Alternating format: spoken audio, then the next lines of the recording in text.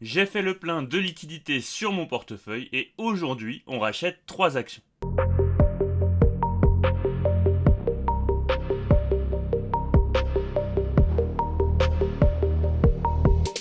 Vous êtes quelques-uns à m'avoir demandé de rouvrir l'offre à 16 € sur le club des investisseurs rationnels.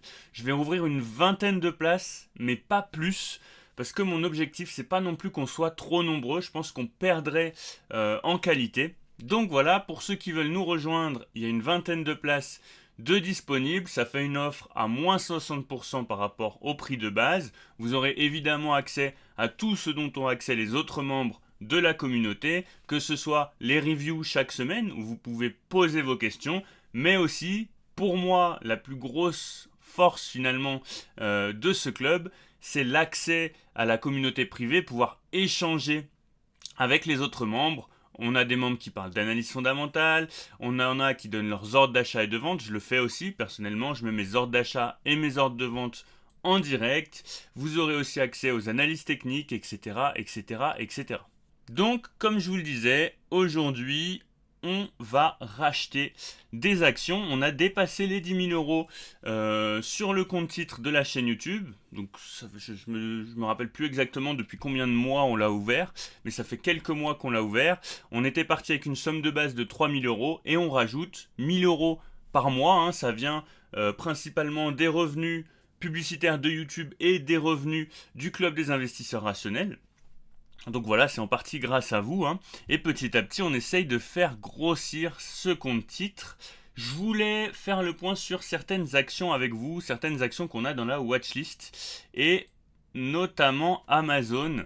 Vous voyez, pour moi, Amazon, on n'est pas forcément... On est en tendance haussière là depuis 2022, mais attention, vous voyez qu'en termes de RSI, on est en train de bloquer. On est en train de bloquer sous la zone de neutralité. Et donc, si on reste en dessous, on pourrait avoir une tendance baissière un petit peu plus marquée. Donc voilà, ça reste à confirmer, mais j'avais ce point d'attention là à vous faire remarquer sur Amazon. Il me semble que c'est aussi le cas sur d'autres actions. Bon, vous voyez Nvidia pour l'instant, on bloque sous la résistance. C'est une action aussi que j'ai en watchlist, que je continue d'observer. Hop, hop, hop. Qu'est-ce que je voulais vous montrer d'autre? Voilà, Microsoft, un petit peu la même configuration que Amazon, sauf qu'on est quand même en train de former un point bas plus bas que le précédent. Donc à surveiller aussi sur Microsoft. Microsoft qui a quand même une très bonne position sur le marché, notamment de l'intelligence artificielle. Donc voilà, c'est une action que j'ai aussi en watchlist. C'est une action que j'ai en portefeuille sur mon compte titre personnel.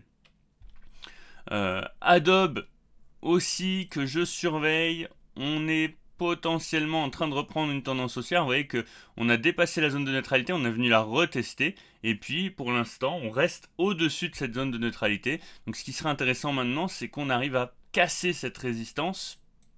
On va regarder un petit peu peut-être en daily. Hop, et vous voyez qu'en daily, hop, je vais me mettre comme ça. Et vous voyez qu'en daily, on est plutôt pour l'instant sur une cassure de cette résistance.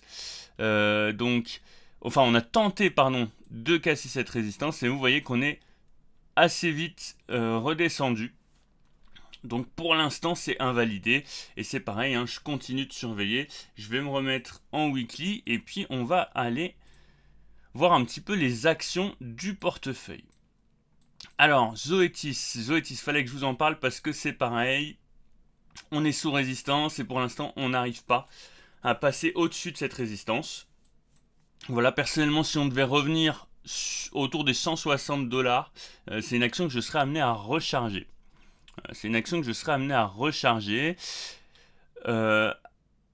Qu'est-ce qu'on a d'autre? Nike, c'est pareil, pour l'instant, pour moi, pas de reprise de tendance haussière, donc je ne recharge pas le dossier.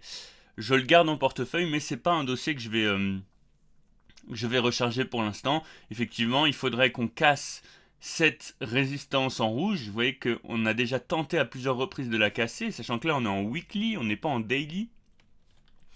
Et pour l'instant on reste en dessous de la zone de neutralité du RSI. Donc pour moi on reste baissier sur Nike. Donc je patiente. On a eu effectivement une news qui a fait un petit peu monter le cours, mais pour l'instant pas de confirmation.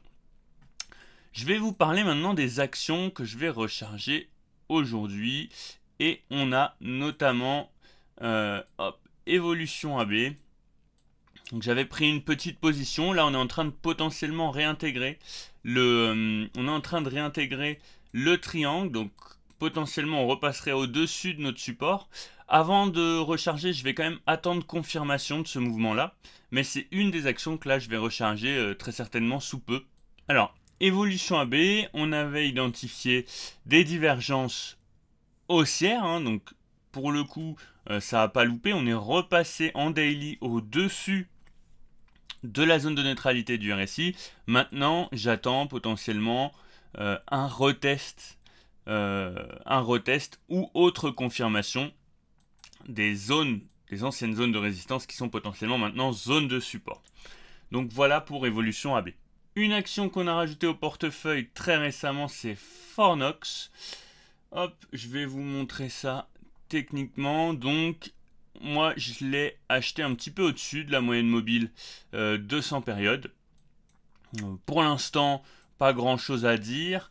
C'est une action qui reste pour l'instant en tendance haussière. Attention quand même, on est passé sous la zone de neutralité du RSI. Donc, ce qui serait intéressant, effectivement, c'est qu'on vienne casser ici là cette zone de résistance qui a servi de zone de support à plusieurs reprises, qu'on repasse au-dessus.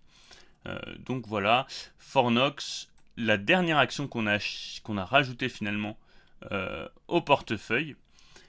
Et une action que je vais recharger dès maintenant, c'est Visa. Visa, vous voyez qu'on est en train de casser notre résistance. Donc voilà, si on regarde un petit peu en daily, hop, en daily, on y est. Vous voyez qu'on est largement passé au-dessus, on l'a même retesté. Donc voilà, pour moi c'est un moment assez intéressant. Si on regarde sur Morning, qu'on tape Visa, hop, bon, c'est évidemment une action qui est très bien notée, une croissance du dividende de 16% sur les 5 dernières années. Et si on regarde un petit peu la droite de régression, bon alors là ce qu'il faut prendre en compte c'est que c'est une droite de régression qui date de 2008. Vous voyez qu'on est quand même sur des zones assez bas. On se rapproche très fortement du premier écart type. Donc je considère que c'est une zone qui est assez intéressante. Elle est légèrement sous-évaluée, elle est considérée comme étant légèrement sous-évaluée. Je vous ai fait récemment une analyse de Visa par rapport à Mastercard et American Express, ses concurrents. Donc on va racheter ensemble du Visa. Hop. Alors j'ai pas une très grosse position. Le but c'est de remettre à peu près 500 euros. Donc on va prendre deux actions. Et puis on va pas se prendre la tête, on va les prendre au marché. Hop, voilà. Donc hors du jour, au marché, deux actions. Voilà, et puis valider l'ordre. Hop. Et enfin, la troisième action que je vais recharger, c'est MSCI. Alors MSCI, techniquement, rien de particulier. Il n'y a pas un élément en particulier qui me fait dire que je vais reprendre du MSCI. C'est plutôt pour le coup en termes de fondamentaux. Comme je vous l'avais dit, MSCI pour moi c'est une action long terme. Une action que je veux posséder. C'est d'ailleurs, il me semble, la plus grosse position du portefeuille. Effectivement, c'est la plus grosse position du portefeuille. Elle surperforme le Nasdaq sur les 5 dernières années. Bon, pas beaucoup plus, on est sur du plus 150% pour MSCI, on est sur du plus 153% pour le Nasdaq. Pour moi, c'est une très très belle action. Si on regarde un petit peu la droite de régression, vous voyez qu'on est sur des niveaux, là, sur les dernières années, qu'on n'a pas souvent atteints. On est sur une croissance du dividende aux alentours de 24% sur les 5 dernières années. Alors, Morning la considère comme étant légèrement surévaluée. On va aller voir ce que nous dit,